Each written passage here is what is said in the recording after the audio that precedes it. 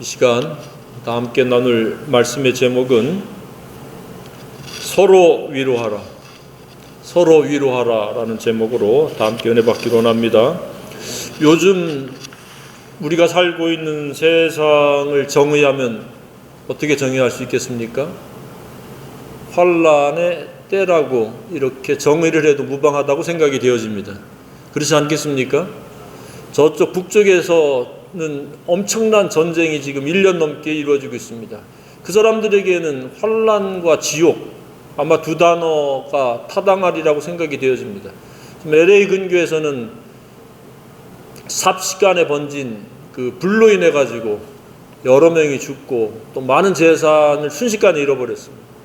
곳곳에서 크고 작은 재난이 이루 말 헤아릴 수 없이 많이 일어나고 있습니다.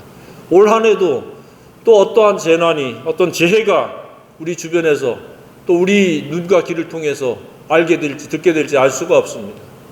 이러한 때 우리는 동요하거나 흔들리지 않고 살아가야 된다고 생각이 되어집니다.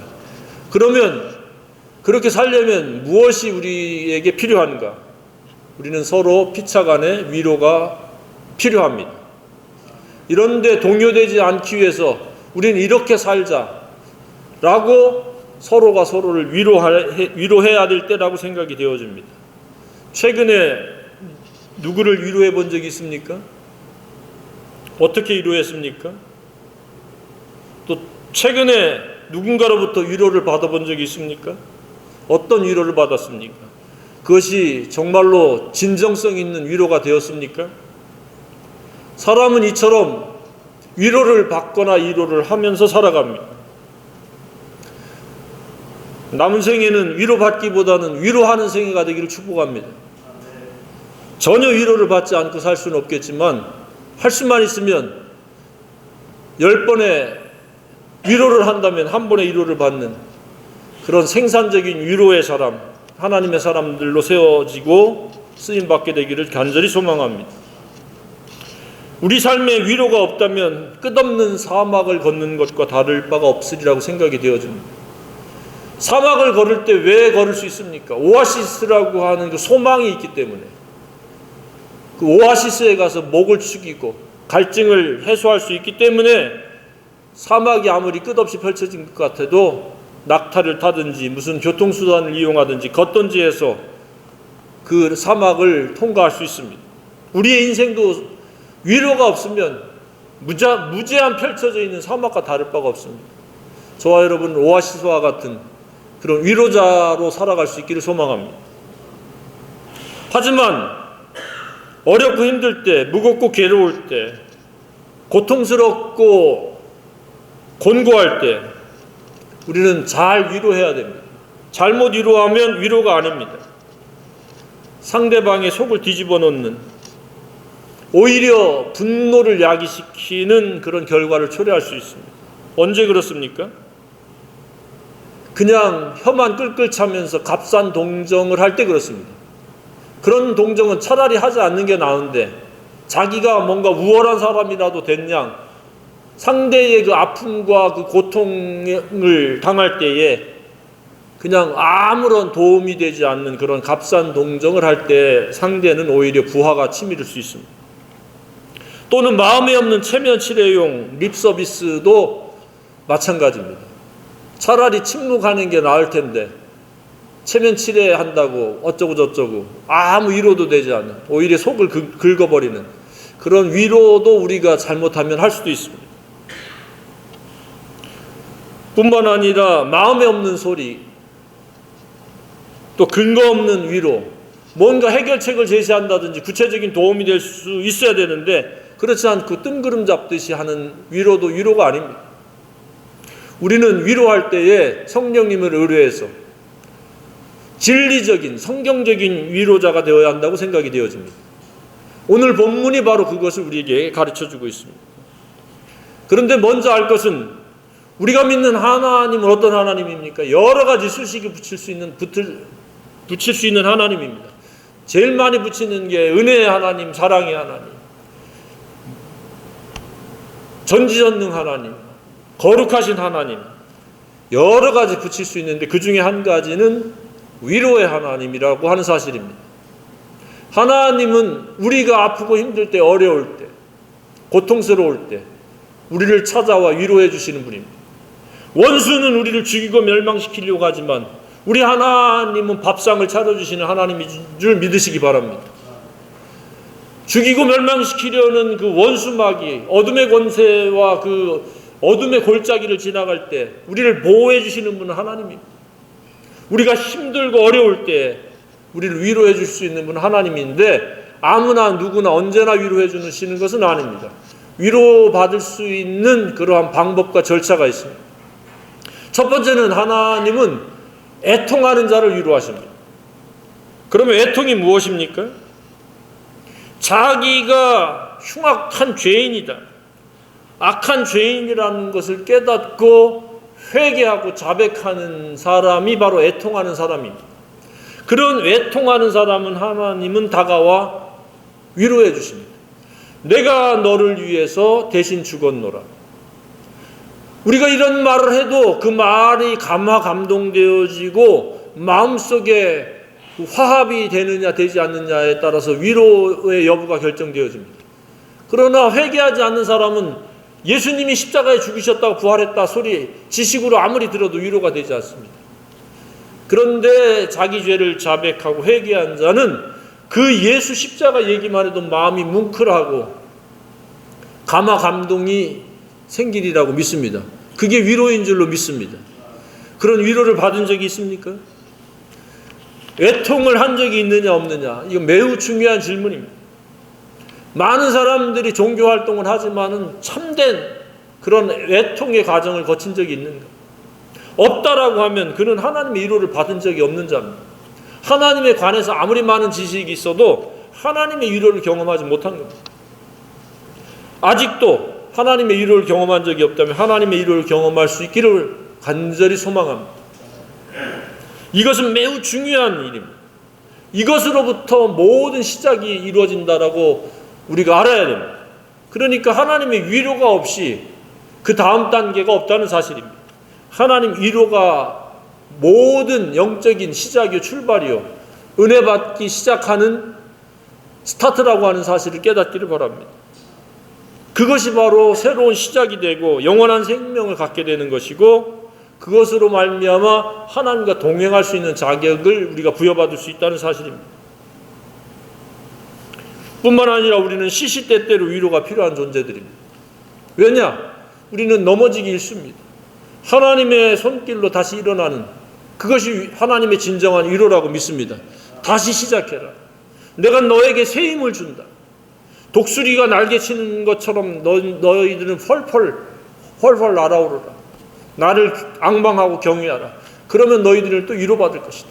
우리는 하나님을 향해 가는 것은 미련한 짓이 아닙니다. 생산적이지 못한 그런 그릇된 일이 아닙니다. 가장 생산적인 일이요, 우리의 삶을 가장 행복하도록 우리로 하여금 가장 잘 살 수 있는 방법으로 나아가게 하는 것이 우리가 애통하는 것이요, 두 번째는 하나님을 경외하고 앙망하는 것이라고 믿습니다. 그래서 매일 우리가 하나님을 앙망하면 그 앙망한 만큼, 경외한 만큼 하나님은 우리에게 새 힘으로 위로해 주시고 우리를 치유하고 싸매실 줄로 믿으시기 바랍니다. 왜 사람들이 엎드러지고 왜 넘어진 채로 신음하고 고통을 합니까? 하나님을 만나고 찾지 않고 자기의 생각으로 어떻게 이렇게 저렇게 그 문제를 해결하고 타파하려고 오히려 애쓰다 보니까 오히려 더 힘이 빠지고 더 함몰 웅덩이에 빠져서 더 허우적거리고 더 그 낙심되고 더 좌절하는 경우가 비일비재합니다. 여러분들 살다가 낙심되어지고 좌절하고 또 시행착오를 하고 실패를 했거나 넘어졌을 때 그것이 무엇이 됐든지 하나님을 향해 나아가고 하나님을 찾고 구하기를 주님의 이름으로 축복합니다. 문제 해결은 하나님이지 우리의 궁리와 방법에 있지 않다는 것을 깨닫기를 바랍니다. 그래서 우리는 하나님의 절대적인 위로가 필요한 존재들입니다. 더 나아가서 신자들도 우리가 이러저러한 여러 환경에 처해질 수 있습니다. 믿음의 분량에 따라서 위로가 필요한 사람들이 적지 않습니다. 믿음 생활하긴 하는데 죽음이 뭔지 모르는, 죽은 후에 어떻게 되는지, 미래가 어떻게 펼쳐지는지 모르는 사람들도 하나님의 위로가 필요합니다. 그래서 그것을 디테일하게, 자세하게 오늘 말씀하고 있는 게 본문의 말씀입니다. 어떻게 위로하라는 얘기입니까? 누구를 위로하라는 얘기입니까? 첫 번째는 죽음에 대한 이해 부족인 성도들을 위로하라는 사실입니다. 죽으면 어떻게 되지? 끝나는가? 죽으면은 막연히 천국이냐? 이러한 유의 사람들에게 위로하라는 겁니다. 아마 데살로니가 교인 중에는 죽음에 대한 올바른 이해자가 많지 않았던 것 같습니다. 아마도 죽음에 대한 두려움을 갖고 살아가는 신자들이 더러 있었던 것 같습니다. 그래서 그런 자들, 죽음에 대한 이해 부족인 그런 성도들을 사도 바울은 위로하라 그랬습니다. 어떻게 위로하라 그랬습니까? 바로 예수 그리스도의 죽으심과 부활에 대한 믿음을 갖게 함으로 위로하라. 그러니까 죽는 것에 대해서 두려움을 갖고 살아가는 일부의 성도들이지만 그들에게 참된 위로는 무엇인가? 예수 그리스도께서 십자가에 죽으신 것을 믿는 것과 예수님이 부활하신 사실을 통해서 위로를 하라는 이야기입니다. 그러면 그 십자가 부활에 대한 내용이 무엇입니까? 예수님이 제자들 앞에 나타나셨을 때 문을 열고 통과하지 않고 그냥 통과했습니다. 그런데 또 도마 보고 만져보라고 그러니까 옆구리를 만지고 손을 만지니까 만져졌습니다. 이러한 디테일한 구체적인 그러한 새로운 형질의 사람으로 부활할 것을 믿고 담대하게 살고 위로받고 살으라는 말씀입니다. 우리는 전혀 다른 형질의 사람들로 우리는 부활하고 변화될 것을 믿습니다. 그러니까 죽는 것이 다가 아닙니다. 더 나은 미래를 열어갈 수 있는 그런 기회가 가까워졌다는 이야기입니다. 그런데 이런 믿음과 이러한 것들을 모르니까 많은 사람들이 지금도 핍박받고 박해받고 있는데 그리스도인으로 살아가는 게 매우 힘든 그런 역경의 시간들인데 죽으면 얼마나 서글픈가 라고 이렇게 생각하는 유형의 사람들이 있었던 것 같습니다. 그래서 그런 사람들에게 이러한 예수 그리스도의 죽으심과 부활로 위로하라는 겁니다. 지금도 재난 속에서 어려움을 당하는 사람들에게 있어서의 물질적인 구제도 필요하겠지만 진정한 그들을 살릴 수 있고 영원한 소망을 갖게 하는 것은 오직 예수 그리스도의 십자가와 부활인 줄 믿으시기 바랍니다. 그것이 우리를 영원으로 인도해 줄 수 있는 유일한 하나님의 방법이요 길이라는 것을 우리는 알아야 됩니다. 그래서 참된 위로는 상황을 어떻게 빨리 모면하고 벗어나는 것이 아니라 근본적인 문제인 죄 문제를 해결하고 그리고 예수 그리스도로 말미암는 그 사랑과 은혜로 말미암아 예수 그리스도와 같이 죽었다가 새 사람으로 부활한 전혀 새로운 형질의 사람으로 우리는 살아갈 수 있는 자격을 획득하는 것이라고 믿습니다. 이게 복음의 핵심이라고 믿습니다. 우리는 영원히 삽니다. 세 번째는 무엇입니까? 죽음 이후에 대한 이해 부족과 무지로 인하여 슬퍼하는 자에게 위로하라는데 예수 그리스도의 십자가와 함께 그 부활로 위로하고 첫 번째는 두 번째는 무엇으로 위로하라는 얘기입니까? 예수님의 재림. 예수님의 재림으로 위로하라는 말씀입니다. 예수님의 재림은 과거나 현재나 굉장히 중요한 화두입니다. 그런데 주로 이 재림에 관해서는 이단들이 많이 그 주 메뉴로 사용합니다. 그러니까 언제 온다, 그리고 재산을 바쳐라, 다 이단들이 써먹는 수법들입니다. 결혼하지 마라, 이거 다 이단들이 펼치는 겁니다. 내일 종말이 올지라도 한 그루의 사과나무를 심겠다고 한 것처럼 우리는 우리가 해야 될 일을 그냥 창조의 목적대로 하면 되는데 종말이 오니까 이렇게 하라 저렇게 하라 막 그렇게 대중들을 선동하고 군중심리를 이용해가지고 이상한 데로 이끌고 가는 것은 우리가 조심하고 경계해야 됩니다. 지금도 은연중에 그렇게 물든 사람들이 적지 않습니다. 그래서 종말을 얘기하면 이단으로 취급해버리고 참된 종말에 대한 이해와 깨달음은 우리에게 진정한 위로가 되어지는데 그래서 우리는 종말에 관한 이야기를 많이 할 필요가 있습니다. 초대교회 때는 어떻게 인사를 했습니까? 그들이 서로 위로받기 위해서 마라나타, 주 예수의 오시옵소서. 오늘날 이 시대에도 우리의 진정한 최종적인 소망은 예수님이 오셔서 통치하는 것이라고 믿습니다. 정치, 경제, 사회적으로 얼마나 혼란합니까? 자국의 이익을 위해서 피 터지게 싸우고 전쟁하고 외교를 펼치는 이때 예수님이 오셔서 통치하시는 그 나라는 오직 사랑과 평화 가운데 서로 다투거나 갈등을 겪거나 반목하거나 미워하거나 시기하는 것이 전혀 없는 세상이 펼쳐지리라고 믿습니다. 지금은 네가 잘났네, 내가 잘났네. 우로 좌로 나뉘어지고 진보 보수로 나뉘어지고 피 터지게 싸우는데 그 결과는 무엇입니까? 누군가는 피를 흘리게 돼 있습니다. 우리는 예수님이 통치하실 나라를 소망해야 될 때라고 믿습니다. 물론 애국이라고 하는 나라를 사랑하는 것이 하나님 사랑 안에 포함이 되지만은 어떻게 애국하느냐? 복음을 전하며 애국하는 것이라고 믿습니다. 진리를 깨닫게 하는 게 복음, 진정한 애국이라고 믿습니다. 오늘날 일어날 일 중에서 가장 크고 놀라운 이벤트요 축제는 더도 덜도 아닌 예수 그리스도께서 구름을 타고 공중 재림하실 때라고 저는 믿습니다. 이 지구상에 얼마나 많은 축제가 있고 얼마나 많은 큰 행사들이 있습니까? 그런 모든 것들을 다 합해도 예수님께서 천사장의 나팔 소리로 이 땅의 지구상에 오실 때 비교할 수 없다고 생각이 되어집니다. 얼마나 화려할까? 얼마나 위대한 그런 축제의 장이 될까라고 기대해도 무방하다고 생각이 되어집니다. 그것이 바로 이 지구상에서 일어날 휘날레를 장식할 비교 불가의 페스티벌, 축제 중에 축제가 될 거라고 저는 믿습니다. 그렇게 예수님이 오시게 되면 우리는 우리의 모든 고난과 시련을 더 이상 우리를 괴롭히지 못하게 되리라고 생각이 되어집니다.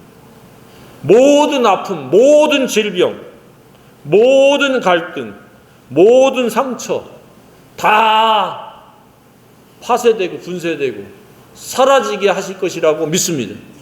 그때는 독사의 굴에 손을 넣어도 독사가 물어도 독이 없어져. 사자하고 뒹굴어도 문제가 없습니다. 물고 물리는 그런 것이 전혀 없는 그런 세상이 오리라고 믿습니다. 이보다 더 큰 소망이 어디 있습니까? 이보다 더 큰 위로가 어디 있습니까? 하지만 현 세상에서는 사람들이 그런 걸 소망하지 않습니다. 육체를 위한 소망만을 가지고 살아갑니다. 얼마나 많이 벌을까? 얼마나 많이 즐길까? 얼마나 많이 해보고 싶은 걸 할까? 애만 오로지 연연하면서 오로지 그것에만 비중을 둡니다. 그래서 제가 그런 얘기를 했습니다. 사람들이 모래 위에 계속 집을 짓고 있다. 높이 짓고 크게 질수록 무너짐이 심합니다. 우리는 복음과 진리로 살고 복음과 진리를 전하는 일 외에는 우리 마음속에 차지하도록 다른 것들이 우리에게 깃들지 못하도록 우리의 마음과 생각을 지켜야 됩니다. 그래야 우리는 무너지지 않는 반석 위에 지은 집이요 영원한 집을 짓고 영생으로 나아갈 수 있다고 믿습니다. 우리가 사는 이 시대는 정말로 이 환란의 때입니다. 불법이 만연해지고 있습니다. 잔인함이 팽배되고 있습니다. 옛날 같으면 어떻게 칼부림을 길에서 행할 수 있습니까? 살인사건 한 번 나면은 온 매스컴에서 떠들썩했는데 요즘은 이곳저곳에서 잔인한 범죄가 계속 속출하고 있습니다. 또 어떤 곳에서는 숱한 젊은이들이 몇만 명이, 몇십만 명이 전쟁에 죽어가고 있습니다. 전쟁을 일으킨 당사자도 목숨이 하나요. 전쟁터에 나간 젊은이도 목숨이 동일한 하나인데 자기 목숨은 소중하고 전쟁터에 나간 목숨은 소중하지 않습니까? 사상이 잘못된 사람은 자기만 중요합니다. 나만을 강조합니다. 우리가 없습니다. 그런 정치 지도자를 만나면 그 밑에서 살아가는 백성들은 매우 불행한 백성이 될 수밖에 없습니다. 그 나라가 어떤 나라이든지 그렇습니다. 그래서 인성과 그 됨됨이를 보아야 됩니다. 자연재해는 어떻습니까?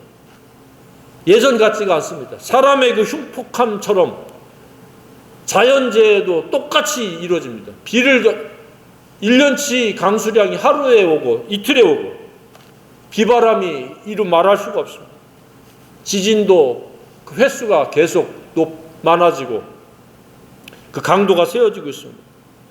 신약은 계속 개발되지만 전염병은 창궐하고 있습니다. 대한민국의 3분의 1이 지금 독감 환자요, 감기 환자라고. 약이 무력화됩니다. 한쪽에서는 홍수로 고난을 받고 한쪽에서는 가뭄으로 타들어가고 있습니다. 다시 말씀드리면 예수님이 속히 오셔야 될 때라고 믿습니다. 이렇게 예수님은 오실 때 슬그머니 사람들 모르게 재림하지 않습니다. 그래서 여기도 예수다 저기도 예수다 속지 말라는 이야기입니다. 예수님은 천사장의 나팔소리 모든 사람이 알도록 그렇게 재림하십니다. 성경에 뭐라고 말씀하고 있습니까? 주께서 호령과 천사장의 소리와 하나님의 나팔소리와 함께 등장하신다고 말씀하고 있습니다. 슬그머니 오지 않습니다. 한때는 예수님이 왔다고 너도 나도 예수라고 하는 사람들이 300명이 넘은 적도 있습니다. 말세시말이 되면 별의별 사람들이 다 등장해가지고 떠들어댈 겁니다. 미혹할 겁니다. 그러나 예수님은 지구상에서 비교할 수 없는 놀라운 축제의 중심이 되시고 통치자의 왕이요 임금이 되실 줄로 믿습니다. 더 이상 예수님과 같은 그런 위대한 통치자는 전무후무하게 없다고 믿습니다. 그 다음에 이 땅에 살아있는 자들이, 살아있는 성도들이 공중으로 들림을 받게 됩니다. 먼저 죽은 자와 함께 예수님이 새로운 형질의 사람 몸을 입고 내려올 때 우리 살아있는 자들도 공중에서 주님을 맞이할 수 있습니다. 우리는 이러한 소망 속에서 살아가야 됩니다. 항상 모든 것을 다 내려놓고 주님이 부르시면 올라간다라고 하는 그러한 마음가짐이 필요합니다. 이것저것에 미련을 두고 멸망하는 소돔과 고모라를 나에 두고 온 자기의 재산과 자기의 살림살이에 미련을 둔 롯의 아내처럼 뒤를 돌아보면 안 됩니다. 우리는 오직 오실 예수님만 바라봐야 된다고 믿습니다. 우리는 단순하게 단정하게 살아가야 돼요. 복잡하게 이것저것 얽히고 설킨 것을 최소화해야 돼요. 뿐만 아니라 풀이 죽어 살 필요가 없습니다. 잠시 어려움이 있다고 코가 석자나 빠진 것처럼 낙심하고 좌절할 필요가 없습니다. 그 축제의 장에 우리가 함께 동참한다라고 하는 그런 긍지심과 자부심이 필요합니다. 경제적인 어려움을 당한다고 마라나타의 소망까지 상실할 필요가 없습니다. 어려우면 더 크게 올라갈 소망을 가져야 돼요. 잠시 속도가 나지 않고 원하는 결과가 없다고 낙심하거나 좌절하지 말아야 됩니다. 우리는 예수 그리스도로 말미암는 하나님의 사랑을 확신해야 됩니다. 평안을 가져야 돼요. 어떤 위기가 닥쳐도 새로운 형질의 몸을 입고 재림하실 예수님을 맞이할 수 있는 자격과 조건이 있다라고 하는 이 믿음을 주시고 이 은혜를 주신 하나님을 생각하면서 우리는 참고 견딜 수 있어야 됩니다. 그리고 서로가 서로를 위로할 수 있어야 됩니다. 값싼 동정이 아닌 우리는 확실한 근거를 가지고 약속을 붙잡고 서로 위로하며 이 시대의 소망의 사람들로 살아가